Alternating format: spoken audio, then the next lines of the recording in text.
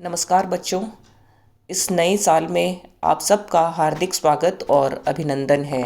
यह वर्ष आपके और आपके परिवार के लिए सुख, शांति और समृद्धि लेकर के आए, यही शुभकामना है आप सबके लिए। आज हम इस वीडियो में एक और विषय की चर्चा करेंगे, वो है अमेरिका का संघीय न्यायालय। अमेरिका की जब स्थापना हुई थी और उसके पश्चात जो राष्ट्रमंडल बनाया गया था, वो एक प्रकार से एक प्रयोग था कि अमेरिका का नया देश कैसा चलेगा। राष्ट्रमंडल का जो प्रयोग था उसमें केंद्र सरकार के पास बहुत ही दुर्बल शक्तियां थीं और राज्यों के पास बहुत अधिक शक्तियां थीं।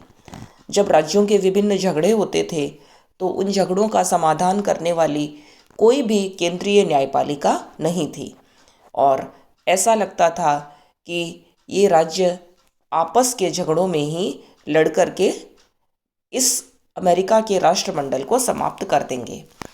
इसीलिए जब संविधान का निर्माण हो रहा था तब संविधान निर्माताओं ने इस प्रश्न पर विचार किया कि यदि अमेरिका के संघ को शक्तिशाली बनाना है, अमेरिका के संविधान को लंबे समय तक चलाए रखना है, तो एक केंद्रीय न्यायपालिका की, एक संघीय न्यायपालिका की आवश्यकता है। और उसी उद्देश्य की पूर्ति के लिए अमेरिका में संविधान के अनुच्छेद 3 के अंतर्गत यह व्यवस्था की गई कि अमेरिका का एक सर्वोच्च न्यायालय और वो अन्य न्यायालय होंगे जिन्हें कांग्रेस समय समय पर स्थापित करेगी। वास्तव में अमेरिका का संघीय न्यायपालिका का यह स्वरूप है, ये राजनीति विज्ञान को अमेरिका की सबसे बड़ी देन है। इस प्रकार से निष्पक्ष न्यायपालिका की स्थापना दुनिया ने पहले कभी भी नहीं देखी थी।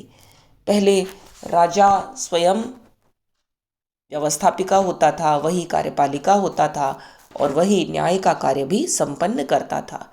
इसलिए वो निष्पक्ष न्याय की संभावना धूमिल हो जाती थी क्योंकि सभी शक्तियां एक ही हाथ में होती थी। मोंटेस्क्यू के शक्ति पृथक्करण सिद्धांत का अनुसरण करते हुए संविधान निर्माताओं ने एक व्यवस्थापिका और कार्यपालिका के प्रभाव से पूरी तरह से मुक्त एक सर्वोच्च न्यायालय की या संघीय न्यायपालिका की स्थापना की, जिसमें विभिन्न स्तरों पर पूरे अमेरिका के लिए न्याय का संपादन किया जाता है। यदि अमेरिका के संघीय न्यायालय की रचना की बात करें तो ये न्यायालय 2 प्रकार के होते हैं। पहला तो है व्यवस्थापिका न्यायालय और दूसरे हैं संवैधानिक न्यायालय।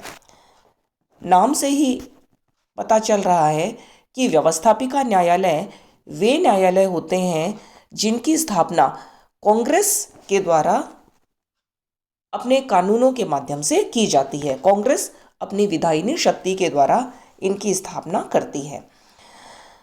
व्यवस्थापिका न्यायालयों का जो कार्य है वो कानूनों के क्रियान्वयन में प्रशासन को सहयोग देने का काम रहता है।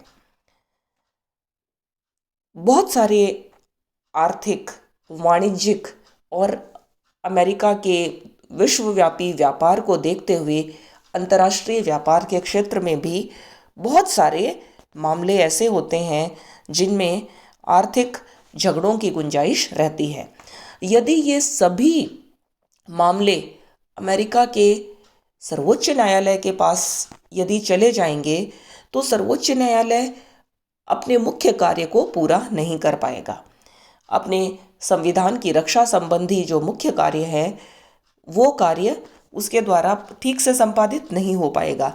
इसलिए अमेरिका में व्यवस्थापिका या कांग्रेस ने समय समय पर अलग अलग क्षेत्रों के लिए, अलग अलग आर्थिक और व्यापारिक क्षेत्रों के लिए अलग अलग प्रकार के न्यायालयों की स्थापना की, ताकि उन क्षेत्रों से संबंधित जो भी वाद हैं, जो भी मामले हैं, वो उन्हीं न्यायालयों में जाकर के उन्हें निपटा दिया जाए और अमेरिका की जो संघीय न्यायपालिका है जो सर्वोच्च न्यायालय और उसके अधीन जो न्यायालय है उनके कार्यभार को कम किया जा सके।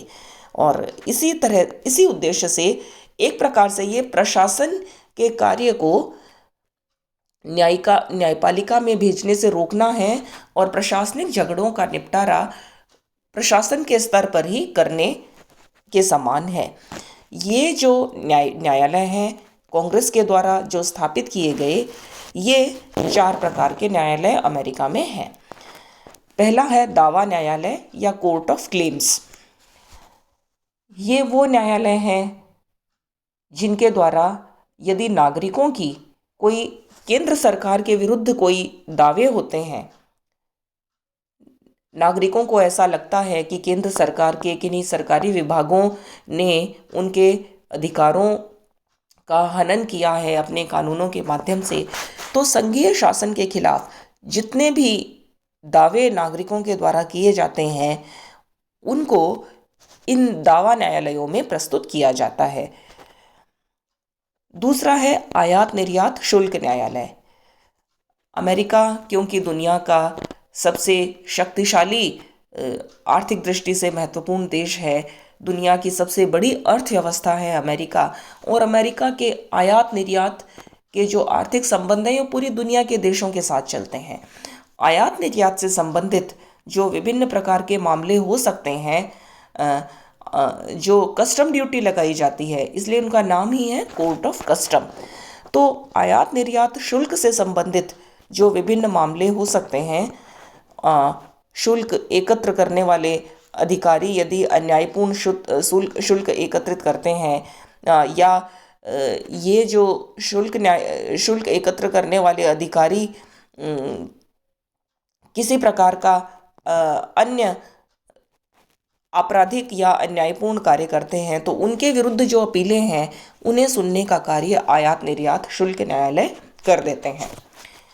इसी प्रकार से पेटेंट अपील संबंधी न्यायालय, इनका कार्य मुख्यतः जो अमेरिका के नागरिकों के द्वारा या अन्य दुनिया के लोगों के द्वारा जो पेटेंट्स की जाती हैं विभिन्न प्रोडक्ट्स पर और विभिन्न वस्तुओं के निर्माण में, जो एकाधिकार संबंधी जो पेटेंट राइट्स होते हैं, उनसे संबंधित यदि कोई वाद होता है, कोई मामले होते हैं, तो वे इन पेटेंट अपील्स न्यायालयों में चले जाते हैं।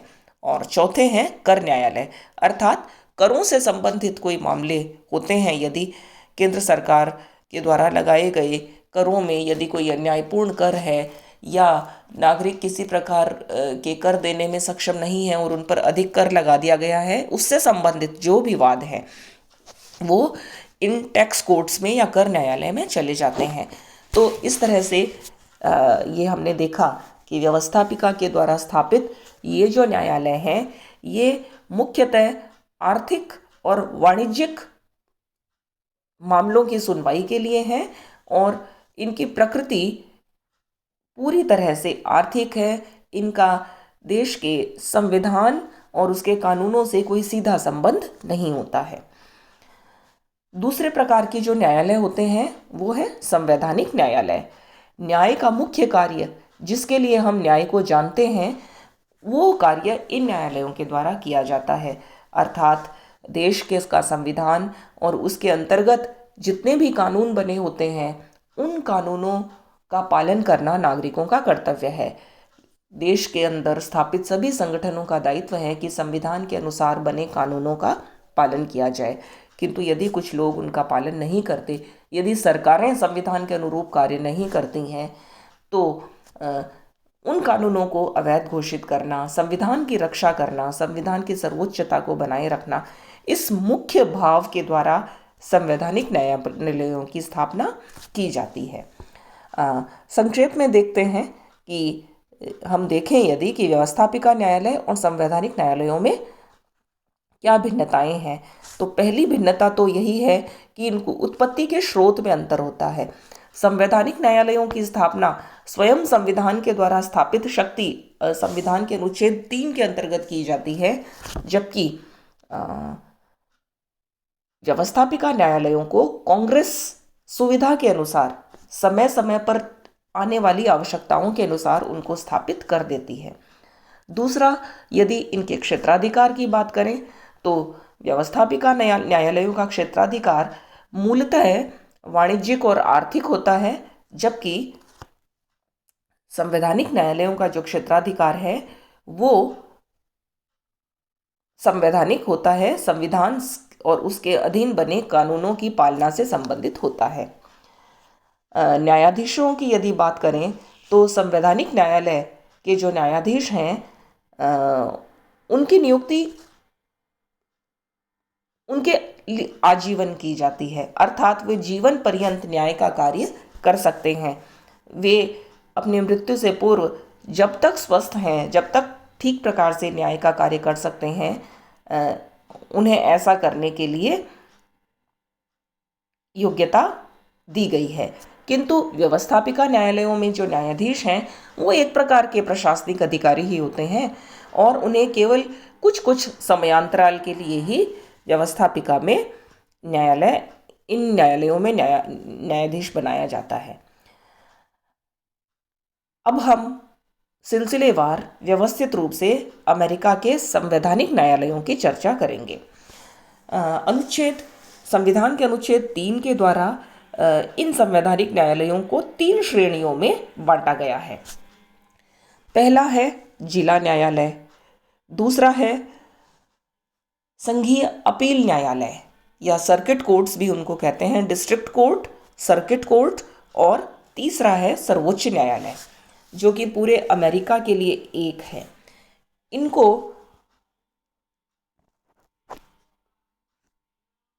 अध्ययन यदि हम करें तो जिला न्यायालय संपूर्ण देश के विभिन्न जिलों में स्थापित होते हैं। अमेरिका में कुल 50 राज्य है और एक कोलंबिया जिला है, किंतु न्याय की दृष्टि से पूरे अमेरिका को आज 94 जिलों में विभक्त किया गया है। जब से संविधान बना तब से न्यायिक जिलों की जो संख्या है वो आवश्यकता अनुसार बढ़ती रही है और वर्तमान में 94 जिले हैं। आज की जो लेटेस्ट पोजीशन है उसके अंतर्गत प्रत्येक राज्य में एक जिला होना आवश्यक है और जो बड़े राज्य होते हैं उन राज्यों में एक से अधिक न्यायिक जिलों की स्थापना की जाती है। इन जिला न्यायालयों में जो न्यायाधीशों की जो नियुक्ति होती है यह एक उच्च स्तरीय नियुक्ति है और हम ये देख चुके हैं कि उच्च स्तरीय नियुक्तियों के लिए राष्ट्रपति के द्वारा नियुक्ति की जाती है और महान्यायवादी की सलाह से राष्ट्रपति इन न्यायाधीशों की नियुक्ति करता है, जिस पर सीनेट अपनी स्वीकृति देती है। इन जिला न्यायालयों में मूलतः एक ही न्यायाधीश होता है, किंतु अन्य न्यायाधीशों की भी नियुक्ति की जा सकती है। विभिन्न संवैधानिक विवादों को सर्वप्रथम जिला न्यायालय में लाया जाता है, इसलिए इनका केवल प्रारंभिक क्षेत्राधिकार है। प्रारंभिक क्षेत्राधिकार का अर्थ यह है कि संघीय कानून से संबंधित जो भी वाद हैं वो सबसे पहले जिला न्यायालय में लाए जाएंगे। यहाँ से जो अपील है यानी कि जिला न्यायालय के फैसले से यदि पक्षकार संतुष्ट नहीं है तो वहाँ से अपीलें फिर संघीय अपील न्यायालय में जाएंगी। जैसा कि हम देख ही चुके हैं कि जिला न्यायालय के जो न्यायाधीश हैं वो आजीवन अपने पद पर कार्य कर सकते हैं। इनका अपील संबंधी क्षेत्राधिकार नहीं है। यदि किसी अभियोग में संघीय कानूनों की संवैधानिकता को चुनौती दी जाती है तो 3 न्यायाधीशों के द्वारा निर्णय किया जाएगा और तब जो अपील है वो सीधे सर्वोच्च न्यायालय में भी हो सकती है। इसका अर्थ यह है कि यदि एक न्यायाधीश ने कोई फैसला सुनाया है और उसके प्रति पक्षकार संतुष्ट नहीं है तो वहाँ से अपील संघीय अपील न्यायालय में जाएगी। किंतु यदि 3 न्यायाधीशों ने फैसला सुनाया है तो वहाँ से अपील सीधी अमेरिका के सर्वोच्च न्यायालय में जा सकती है। इस प्रकार से यदि 3 श्रेणियों की या 3 टियर सिस्टम की बात करें तो अमेरिका की संघीय न्यायपालिका की जो पहली श्रेणी है वो जिला न्यायालय है, दूसरी श्रेणी है संघीय अपील न्यायालय या उन्हें फेडरल सर्किट कोर्ट के नाम से भी जानते हैं। पहले यह संख्या 11 थी, किंतु वर्तमान में आज जो नवीनतम स्थिति है उसके अनुसार कुल 13 संघीय अपील न्यायालय हैं। पूरे देश को 13 न्यायिक सर्किट्स में विभाजित किया गया है और कई जिला न्यायालयों के ऊपर एक संघीय अपील न्यायालय होता है। ये अपने अपने क्षेत्रों में कार्य करते हैं। इनका कार्य मुख्यतः सर्वोच्च न्यायालय के कार्यभार को हल्का करना है।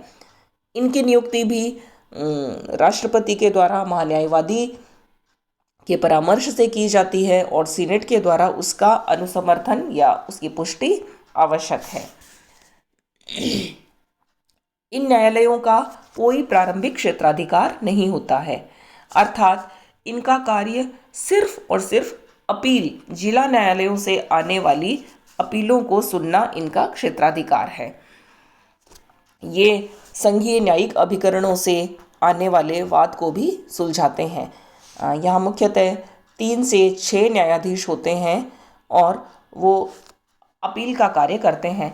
किंतु ऐसा भी अमेरिका में होता है कि कुछ संघीय अपील न्यायालयों में 29-30 तक भी न्यायाधीश कार्य करते हैं। इस तरह से न्यायाधीशों की संख्या कितनी है ये पूरी तरह से एक स्थापित निश्चित संख्या नहीं है, वरन आवश्यकतानुसार संघीय अपील न्यायालय में न्यायाधीशों की संख्या को अधिक भी किया जा सकता है।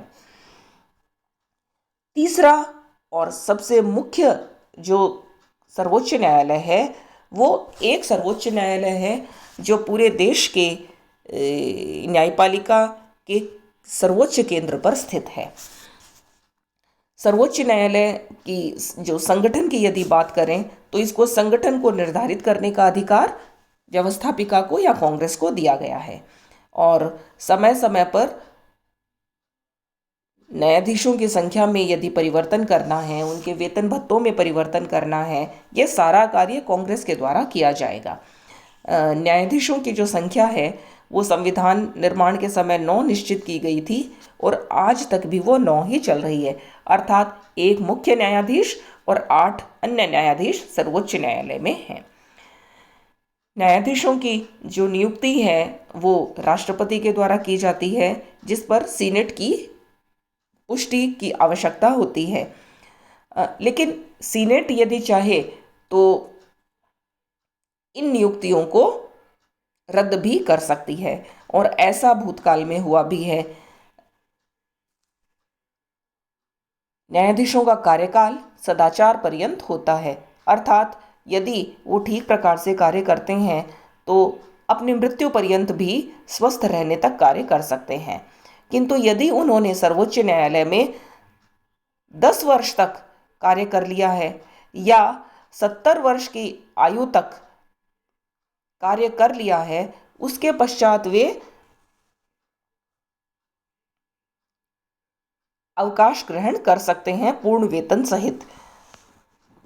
और जहां तक इनकी पदच्युति की बात है, अर्थात इनके सदाचरण में यदि कोई संदेह उत्पन्न होता है तो इन्हें इनके कार्यकाल से पहले भी अपने पद से हटाया जा सकता है और इन्हें हटाने का केवल एक ही तरीका है, वो है महाभियोग के द्वारा हटाना। सर्वोच्च न्यायालय के न्यायाधीशों पर जो महाभियोग चलाया जाता है वो कांग्रेस के दोनों सदन मिलकर के चलाते हैं। उसमें पहला है महाभियोग का प्रस्ताव जो प्रतिनिधि सभा के द्वारा लाया जाता है। इस प्रस्ताव पर प्रतिनिधि सभा यदि अपने 2/3 बहुमत से इस प्रस्ताव को स्वीकृत कर लेती है तो यह प्रस्ताव सीनेट में भेजा जाएगा। सीनेट इस महाभियोग प्रस्ताव की बहुत गूढ़ और गंभीर जांच करती है और इस जांच के पश्चात यदि सीनेट भी अपने 2/3 बहुमत से इसको स्वीकृत कर लेती है तो उस न्यायाधीश को महाभियोग के द्वारा हटा दिया जाएगा। इस प्रकार से सर्वोच्च न्यायालय के न्यायाधीशों को हटाना एक बहुत ही चुनौतीपूर्ण और गंभीर काम है और सामान्यतः इन पर महाभियोग का प्रस्ताव पूरी सामान्य परिस्थितियों में पारित नहीं होता है। अब तक 9 न्यायाधीशों के विरुद्ध महाभियोग लगाए गए और उनमें से केवल 4 न्यायाधीशों के विरुद्ध महाभियोग ही सफल हुए हैं। सर्वोच्च न्यायालय की यदि न्यायाधीशों की योग्यता की चर्चा करें तो इसके बारे में संविधान मौन है और संविधान इनकी योग्यता के बारे में कुछ भी नहीं कहता है, किंतु व्यवहार में यह देखा गया है कि अमेरिका के सर्वाधिक ख्याति प्राप्त वकील और कानून के ज्ञाता और विभिन्न प्रतिष्ठित विश्वविद्यालयों के जो कानून के प्रोफेसर और सर्वाधिक लोग जो अभी तक सर्वोच्च न्यायालय में पहुंचे हैं वो संघीय अपील न्यायालयों में कार्यरत न्यायाधीशों को ही पदोन्नत करके सर्वोच्च न्यायालय में भेजा गया है। इस प्रकार से व्यवहार में जो संविधान के ज्ञाता होते हैं, जो ईमानदार होते हैं, जिनका अब तक का कार्य बहुत ही संतोषप्रद रहा है, उन्हीं न्यायाधीशों को या उन्हीं न्यायवेत्ताओं को सर्वोच्च न्यायालय के न्यायाधीश के पद पर प्रतिष्ठित किया जाता है। सर्वोच्च न्यायालय की जो कार्यप्रणाली है उसमें गणपूर्ति की यदि बात करें तो गणपूर्ति है 6 न्यायाधीश, अर्थात कम से कम 6 न्यायाधीशों के द्वारा ही दिया गया फैसला मान्य होगा। इनका निर्णय बहुमत से किया जाता है और सर्वोच्च न्यायालय अपने ही पुराने निर्णयों को बदल सकते हैं। यदि एक जैसे किसी वाद में यदि कोई पिछला निर्णय अलग प्रकार का है और नया निर्णय उसके बिल्कुल विपरीत है तो नया निर्णय मान्य होगा, किंतु सर्वोच्च न्यायालय के निर्णयों को मानने का अधिकार पूरे अमेरिका के सभी निम्न न्यायालयों को है। उनका दायित्व है कि सर्वोच्च न्यायालय के निर्णयों को वो स्वीकार करें। सर्वोच्च न्यायालय केवल 8 महीने के लिए कार्य करता है। इसका काम अक्टूबर माह से शुरू होता है और मई तक चलता है। सर्वोच्च न्यायालय के निर्णयों को यूएस रिपोर्ट्स में प्रकाशित किया जाता है और यह एक प्रकार से अभिलेख न्यायालय भी है, जिसका अर्थ यह है कि अमेरिका की सर्वोच्च न्यायपालिका के जो दिए गए निर्णय हैं उन निर्णयों को अभिलेख के रूप में या नज़ीर के रूप में पूरे देश के अन्य न्यायालयों के द्वारा स्वीकृत किया जाता है। सर्वोच्च न्यायालय के क्षेत्राधिकार की और यदि शक्तियों की चर्चा करें तो हम देखेंगे कि इसका 2 प्रकार का क्षेत्राधिकार होता है। एक तो प्रारंभिक या मौलिक क्षेत्राधिकार और दूसरा अपीलीय क्षेत्राधिकार। प्रारंभिक क्षेत्राधिकार जो है उसका अर्थ यह है कि वे सब मामले जिनका संबंध राजदूतों से है, राज्य के मंत्रियों से अथवा अन्य दौत्य अधिकारियों से। दौत्य अधिकारी वे होते हैं जो कि किसी अन्य देश में राजदूत के रूप में नियुक्त होते हैं। तो उन राजदूतों से, राज्य के मंत्रियों से या अन्य कूटनीतिक अधिकारियों से अथवा जिनमें राज्य एक पक्ष है और केंद्र सरकार दूसरा पक्ष है, ऐसे सभी मामले सर्वोच्च न्यायालय के प्रारंभिक अधिकार क्षेत्र में आएंगे।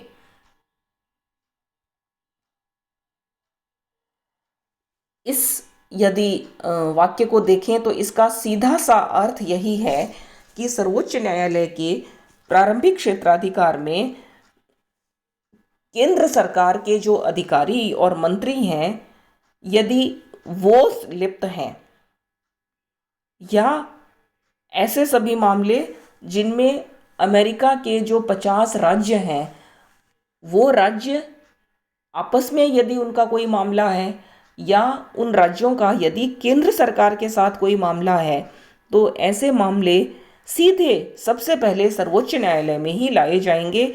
वे न तो जिला न्यायालय में जाएंगे और न ही वो अपील न्यायालय में जाएंगे।